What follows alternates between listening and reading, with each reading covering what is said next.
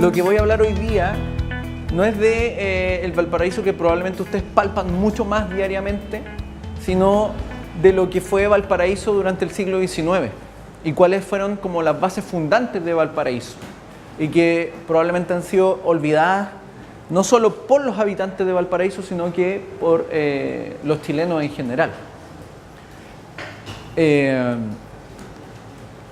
Primero, Valparaíso se funda en base a un elemento esencial que es la ética del inmigrante. Valparaíso es un puerto, ¿cierto? Y como tal va recibiendo una cantidad de gente que busca un nuevo destino de manera bastante importante durante el siglo XIX. Muchos inmigrantes llegan durante ese periodo a Valparaíso en busca de un mejor futuro. Llegan sin nada en realidad. El inmigrante en general es aquel que en su propio país no tiene las condiciones y lo busca o busca un mejor destino en otro lugar.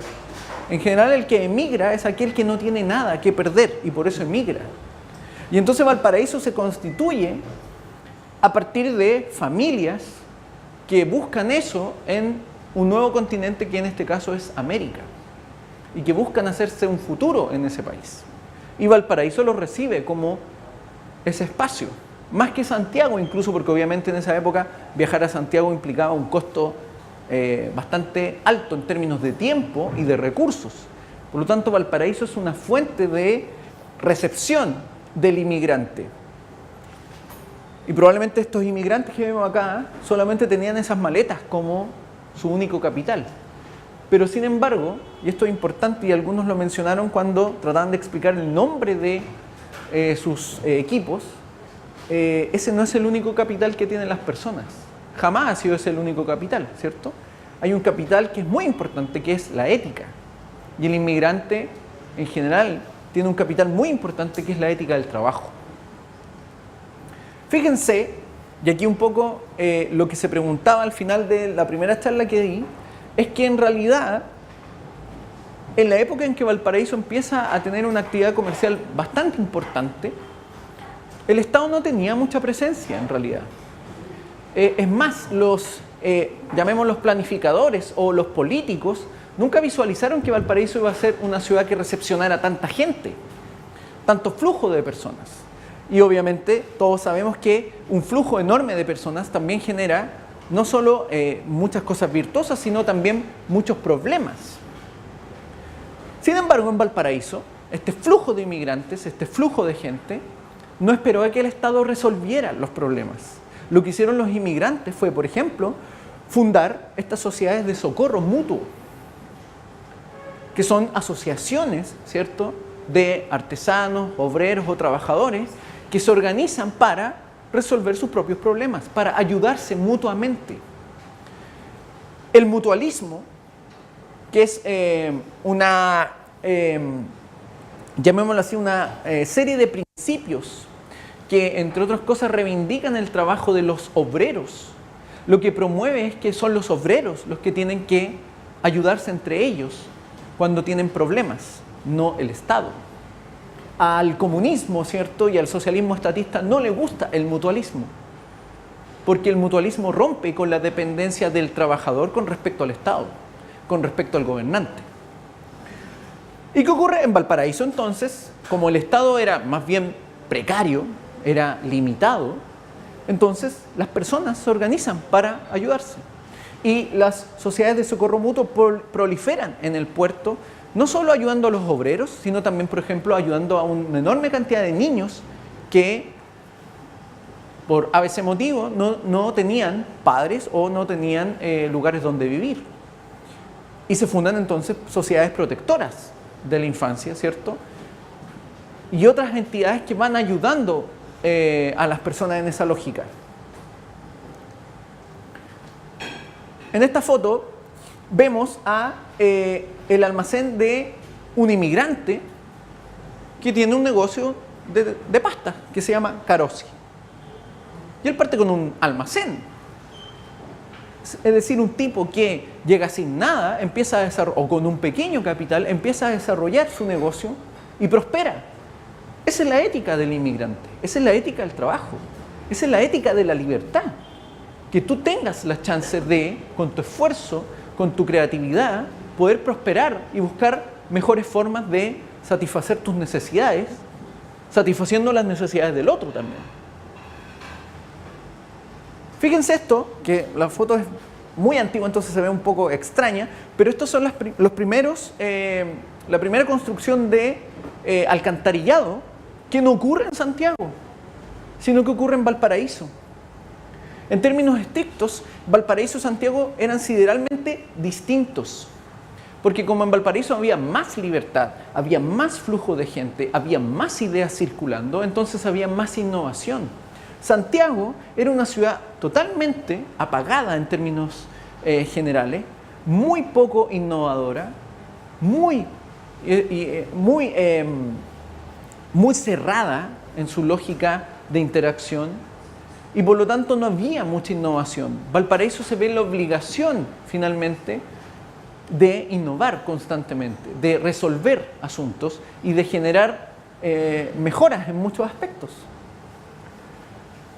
Es en Valparaíso donde se desarrolla primero el ferrocarril urbano, no es en Santiago, ¿cierto? Ahí se puede ver ferrocarril urbano de Valparaíso. Son innovaciones que se van generando en un ambiente que está basado en la libertad. No es que la gente esperara que el Estado mejorara eso, sino que la gente va buscando formas.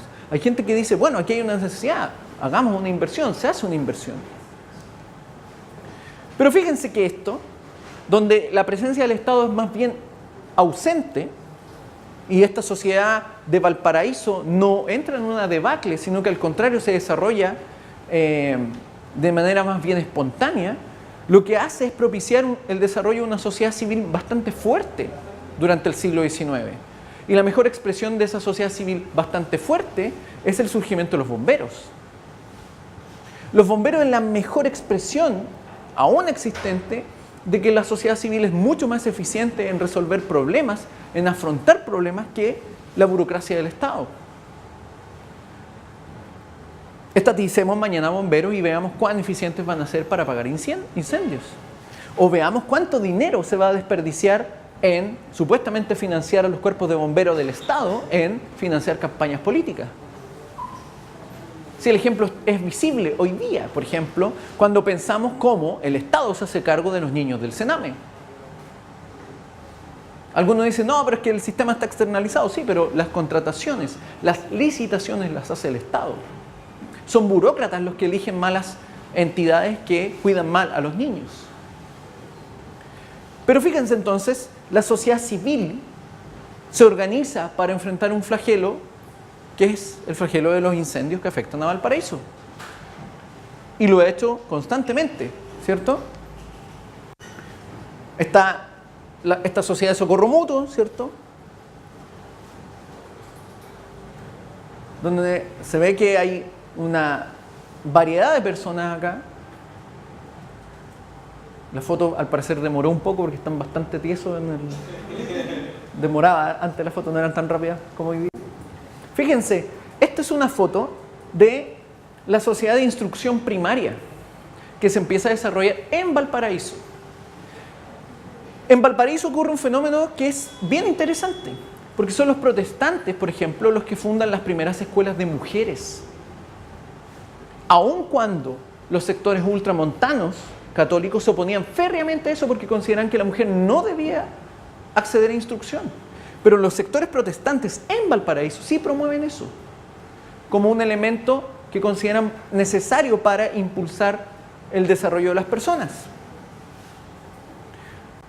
Entonces vamos viendo que Valparaíso tiene una cualidad propia que también lo hace una ciudad muy propia, muy única en su especie. No es similar a las ciudades o el resto de las ciudades chilenas fundadas bajo el régimen colonial, ¿se fijan? Fíjense que en Valparaíso la sociedad civil no solo se expresa con el tema de resolver problemas como apagar incendios o la instrucción, sino que también a través del tema del deporte. Está el debate si es Wanderers o no el primer equipo, ¿cierto? Lo que por lo menos yo pude recopilar en la investigación que hicimos es que los primeros que fundan un equipo de fútbol son efectivamente inmigrantes, pero es en Wanderers donde se incluye a, entre comillas, chilenos como parte del equipo y que empiezan a internalizar lo que hoy día es considerado el fútbol, o sea, el deporte rey en Chile, ¿cierto? Pero que lo trajeron inmigrantes. Y eso probablemente lo desconocen incluso fanáticos del fútbol. Pero no es solo la práctica del fútbol, sino que de otra serie de deportes y prácticas deportivas las que los inmigrantes empiezan a desarrollar formando clubes, formando asociaciones, donde la sociedad civil también interactúa. Fíjense que aquí el valor esencial es que hay interacción entre las personas. Y un elemento clave desde el punto de vista liberal es que hay interacción pacífica. Es voluntaria. No es forzada. No es que al gobierno de turno se le ocurre que la gente necesita reunirse, entonces tienen que obligadamente practicar el fútbol.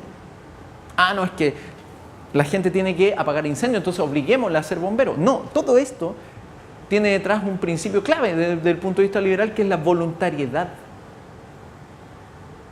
Y entonces Valparaíso se construye a partir de la voluntariedad, de la asociatividad entre las personas. Se desarrolla, por ejemplo, todo el sistema de transporte, llamémoslo así, de los ascensores. Y eso no es una política estatal. Vuelve a ser una innovación ante las necesidades que tienen las personas en un momento dado y que las resuelven, sin depender de la burocracia de la autoridad, sino que las resuelven. Si nosotros no actuamos ante un problema, la primera falla es de nosotros. Como me ocurrió en una charla en la Universidad Finisterra hace unos años atrás, en que un estudiante me dice: las leyes laborales están hechas para burlar al trabajador, ¿cierto? Y yo le pregunto: ¿y qué estudias tú? Y él me dice: yo estudio Derecho. Y yo le pregunto entonces: ¿y cuánto de tu tiempo dedicas tú a enseñarle a los trabajadores, a los sindicatos, leyes laborales para que esas leyes no los engañen? Y obviamente él no dedicaba nada de su tiempo a eso. Entonces su acción era muy irresponsable. Me molesta la ley laboral porque engaña a los trabajadores y soy un estudiante de Derecho que, sin embargo, no soy capaz de sacrificar ni una hora de mi tiempo para ir a enseñarle a los trabajadores leyes laborales para que supuestamente esas leyes no los engañen. Entonces es fácil externalizar o tercerizar responsabilidades cuando a mí me parece que algo es inmoral, ¿cierto? Si aquí viviéramos en una sociedad donde el analfabetismo fuera de un 70%, y algunos de ustedes, no, es que el analfabetismo es terrible, y ustedes saben leer, ustedes serían los inmorales. Porque ustedes son los que no están yendo a enseñarle a leer a las personas. Ni siquiera la autoridad estatal. O sea, al final el Estado es y se define como el monopolio de la fuerza, esencialmente. No es nada más que eso. Y es un aparato burocrático que ejerce poder. Pero fíjense, hay otro punto esencial en Valparaíso que es clave, y que es que Valparaíso se construye a partir de esa libertad como una ciudad muy plural. La llegada de inmigrantes significa un desafío para el centralismo santiaguino, para la monotonía santiaguina, para la falta de pluralismo santiaguino, o para la falta de pluralismo chileno en general. En esa época, primero surgen las primeras logias en Valparaíso. Las primeras logias son fundadas en Valparaíso. Y las primeras logias tienen un rol importante en la promoción de la libertad de culto. No solo en Valparaíso, sino que en Chile. Las primeras logias son las que impulsan la promoción de la instrucción, de la ilustración en Valparaíso y en el resto de los países. O sea, en el resto de los países, en el resto de las ciudades. Lastarria se une a una logia en Valparaíso. Pero aparte, se fundan revistas en Valparaíso. En Valparaíso se funda el primer periódico de habla hispana, que es el Mercurio de Valparaíso. Y la imprenta de ese periódico, el Mercurio de Valparaíso, donde se hace la primera ceremonia protestante por parte de un grupo de protestantes. Porque no nos olvidemos que en el siglo XIX no existía separación entre iglesia y Estado. Por lo tanto, el Estado prohibía la libertad de culto, prohibía a algunas personas ejercer libremente su credo. Los protestantes en Valparaíso se rebelan contra eso y empiezan a ejercer el culto de manera libre, o tratan de hacerlo de manera libre. La revista de Valparaíso es una expresión también de ese afán de hablar de otros temas, de sortear la censura en un Estado que no es laico, sino que es no secularizado, ¿cierto? Y entonces en Valparaíso también llegan las primeras imprentas. Fíjense que Valparaíso tiene todas las condiciones para ser una especie de bastión liberal para Chile. No solo porque permite la llegada de nuevas ideas, no solo porque permite la llegada de nuevos inmigrantes con afán de trabajo, sino porque permite la llegada de tecnología que favorece la libertad, que favorece la libertad de expresión. La primera imprenta obviamente se traduce en el primer periódico, pero no solo en el primer periódico, ¿cierto? Sino que en la primera ceremonia protestante, en un entorno en que era prohibido eso. Por lo tanto, la presencia de los protestantes y el flujo muy variado de personas hace que Valparaíso se constituya como una ciudad que contrasta enormemente con Santiago y que se forma en ese sentido desde ese punto de vista de la libertad. Fíjense otro elemento esencial acá.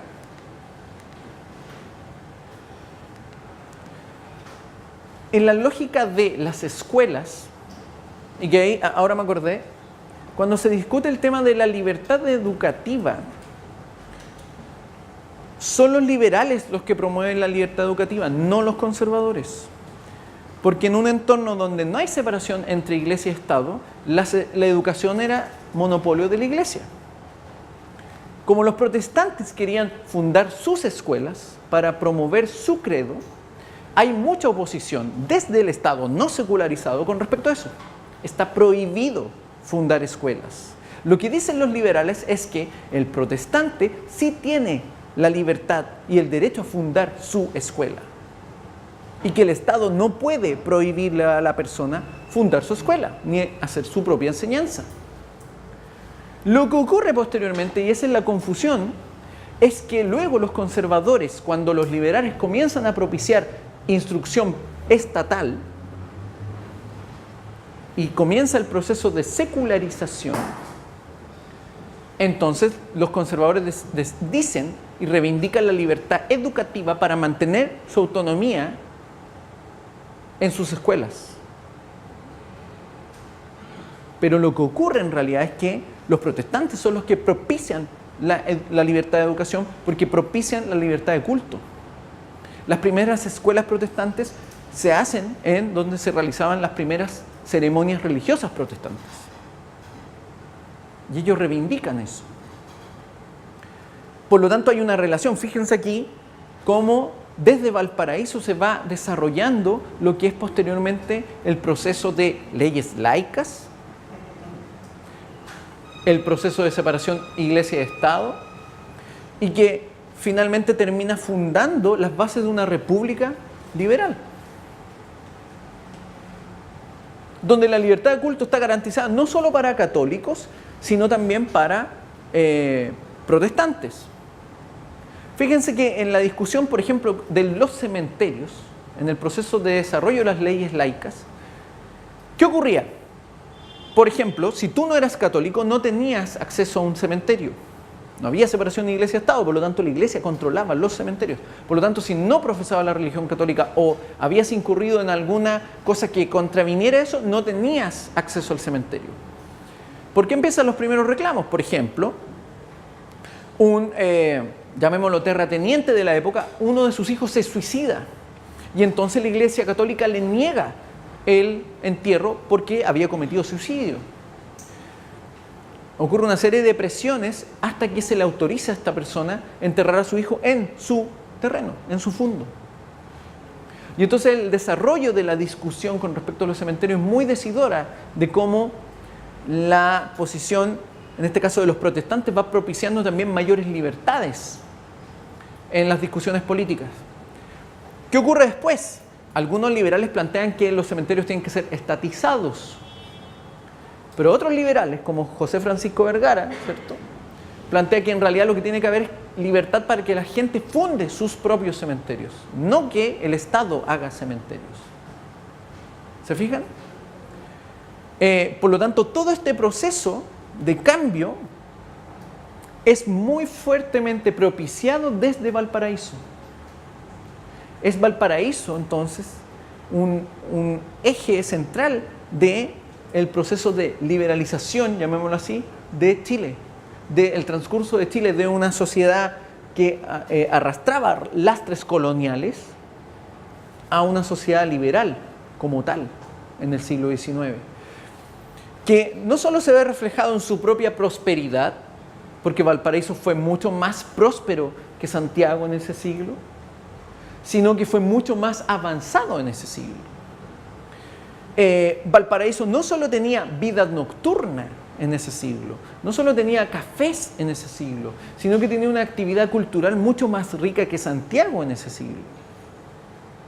Porque, entre otras cosas, era mucho más libre en ese siglo. Yo no sé si en términos estrictos hoy día sigue siendo más libre o no, ¿cierto?, en términos comparativos con Santiago, o si es adecuado hacer la comparación con Santiago hoy día. Pero yo creo que Valparaíso mantiene esa cuota que dio origen a esta ciudad.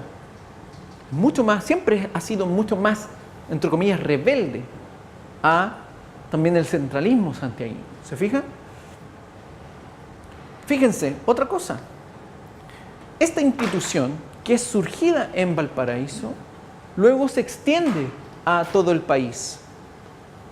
Y se extiende a todo el país bajo la misma lógica de la voluntariedad, bajo la misma lógica de que en el fondo hay un deber de ayudar a otros, pero que no es un deber obligado, no es un deber establecido por la autoridad, sino que es un deber moral que cada uno asume como tal.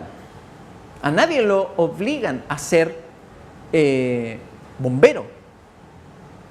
Yo sé que aquí hay varios que son bomberos, o presumo.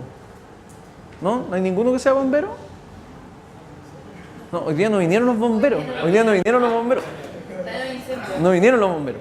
Pero yo sé que hay varios que ya los conozco hace tiempo y son bomberos. Y ellos actúan probablemente por un deber que ellos consideran para sí. Y por eso actúan en consecuencia. Entonces fíjense cómo Valparaíso se constituye en base a una lógica que es muy liberal, donde primero hay una responsabilidad individual, donde yo actúo y tengo el espacio para buscar la prosperidad, que no es solo el que tiene el almacén, ¿cierto? No es el sujeto que tenía el almacén. No, se me perdió el del almacén. No solo él, ¿cierto? Porque no era solo el tipo que tenía las pastas, había una serie de actividades económicas ligadas, por ejemplo, con la vida del puerto, desde el tipo que acarreaba el agua a los cerros, el tipo que se dedicaba a limpiar las calles. Todo eso era un flujo de actividad económica en torno a la vida portuaria, ¿cierto?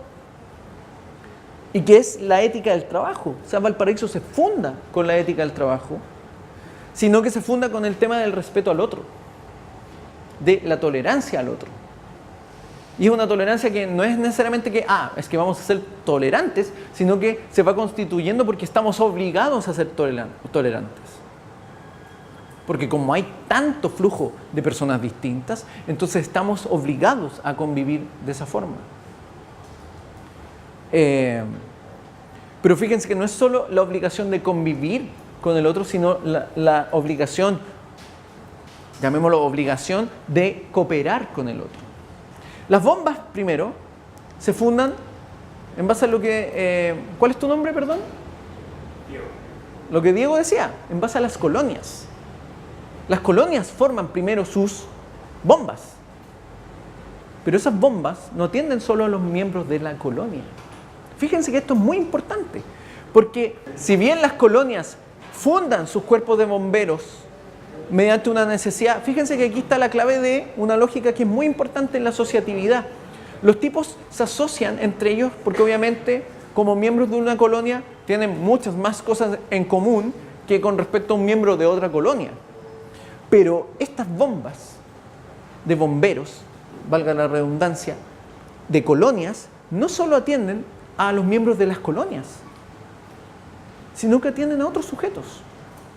Cuando bomberos asiste a un incendio, y fíjense el principio se sigue aplicando, cuando bomberos asiste a un incendio, jamás le preguntan si usted ha pagado los impuestos o si usted tiene las cuotas al día.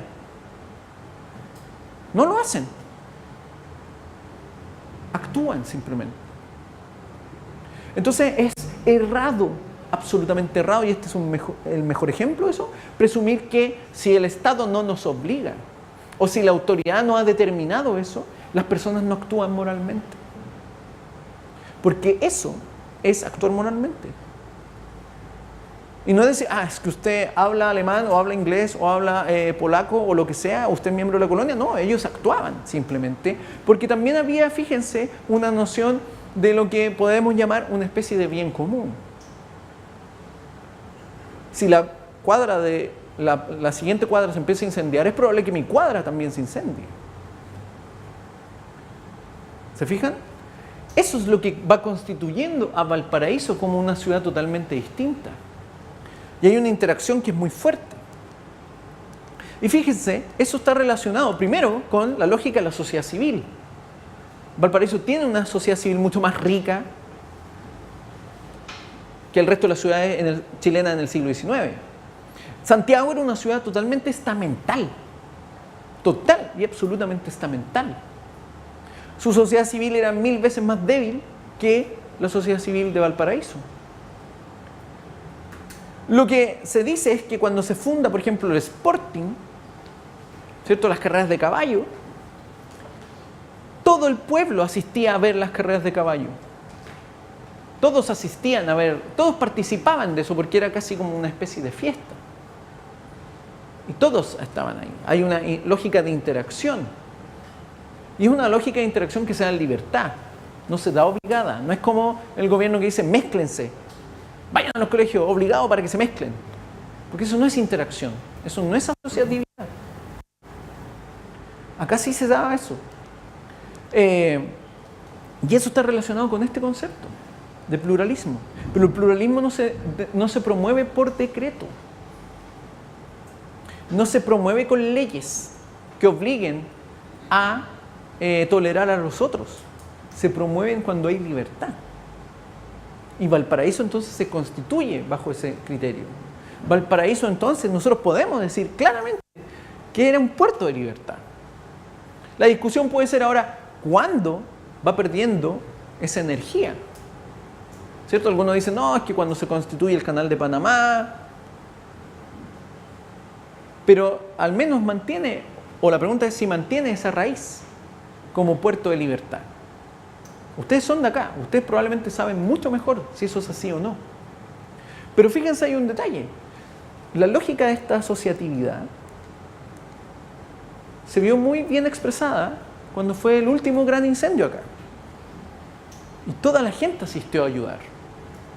E incluso fue tan contagioso que venía gente de otras partes a ayudar. Pero el gobierno no fue que haya decretado todos los ciudadanos mayores de 18 años y entre 18 y 25 años que no tengan asma tienen que venir a ayudar.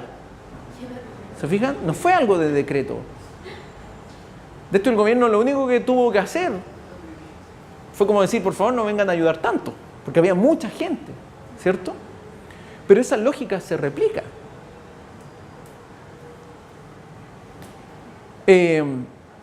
Entonces quiero rescatar esos tres principios esenciales. Primero, la ética del inmigrante. ¿Dónde está hoy día la ética del inmigrante en Valparaíso? Es la pregunta que les hago a ustedes, porque ustedes viven acá, ustedes interactúan, ustedes tienen el placer de tener el mar todos los días. ¿Dónde está entonces la ética del inmigrante hoy día en Valparaíso? ¿O cómo se promueve esa ética del inmigrante? En segundo lugar, la sociedad civil. La sociedad civil es tan importante y fue tan importante en Valparaíso. Yo creo que aún cuando probablemente en algunos casos uno pueda decir está más deprimido Valparaíso, su sociedad civil sigue siendo rica aún. Yo no sé si hay un catastro de organizaciones de la sociedad civil que esté actuando y que no dependan necesariamente de la intendencia o del alcalde o de los diputados, ¿cierto? Y en tercer lugar, el tema del pluralismo, que es clave. Yo no sé si hoy día las colonias siguen manteniendo esa lógica bullante de antes, pero probablemente mucho tú dijiste que eras como descendiente de escocesa.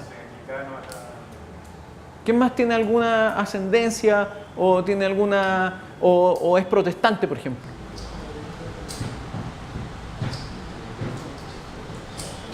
Ascendencia de Inglaterra y ¿Protestante también? ¿Protestante?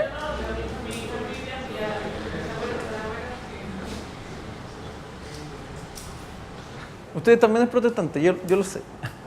Pero fíjense que eso es clave. Eso es clave. Y es un ejemplo para, por ejemplo, para ciudades como Santiago. Santiago parece ser mucho más hoy día como pluralista, pero mantiene ciertas estructuras y ciertos resabios que son muy estamentales. Muy estamentales. Yo creo que Santiago es más estamental que Valparaíso hoy día. Y eso es tarea de usted reivindicarlo. Como una ciudad mucho más pluralista, mucho más liberal finalmente. ¿Se fijan?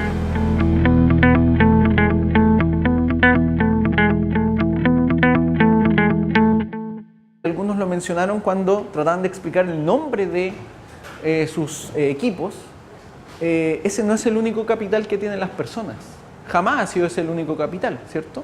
Hay un capital que es muy importante, que es la ética. Y el inmigrante, en general, tiene un capital muy importante, que es la ética del trabajo. Fíjense, y aquí un poco lo que se preguntaba al final de la primera charla que di, es que en realidad, en la época en que Valparaíso empieza a tener una actividad comercial bastante importante, el Estado no tenía mucha presencia en realidad. Es más, inmigrante. Valparaíso es un puerto, ¿cierto? Y como tal va recibiendo una cantidad de gente que busca un nuevo destino de manera bastante importante durante el siglo XIX.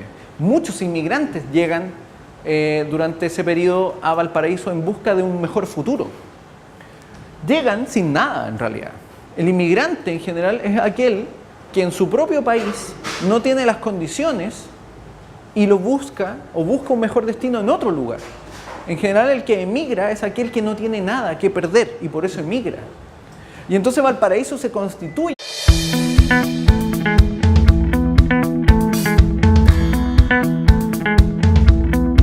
Lo que voy a hablar hoy día no es de el Valparaíso que probablemente ustedes palpan mucho más diariamente, sino de lo que fue Valparaíso durante el siglo XIX y cuáles fueron como las bases fundantes de Valparaíso y que probablemente han sido olvidadas no solo por los habitantes de Valparaíso, sino que por los chilenos en general. Primero, Valparaíso se funda en base a un elemento esencial que es la ética del IE, a partir de familias que buscan eso en un nuevo continente que en este caso es América y que buscan hacerse un futuro en ese país. Y Valparaíso lo recibe como ese espacio, más que Santiago incluso, porque obviamente en esa época viajar a Santiago implicaba un costo bastante alto en términos de tiempo y de recursos. Por lo tanto, Valparaíso es una fuente de recepción del inmigrante. Y probablemente estos inmigrantes que vemos acá solamente tenían esas maletas como su único capital. Pero sin embargo, y esto es importante, los, llamémoslos planificadores o los políticos, nunca visualizaron que Valparaíso iba a ser una ciudad que recepcionara tanta gente, tanto flujo de personas. Y obviamente todos sabemos que un flujo enorme de personas también genera no solo muchas cosas virtuosas, sino también muchos problemas. Sin embargo, en Valparaíso, este flujo de inmigrantes, este flujo de gente, no esperó a que el Estado resolviera los problemas. Lo que hicieron los inmigrantes fue, por ejemplo, fundar estas sociedades de socorro mutuo, que son asociaciones, ¿cierto?, de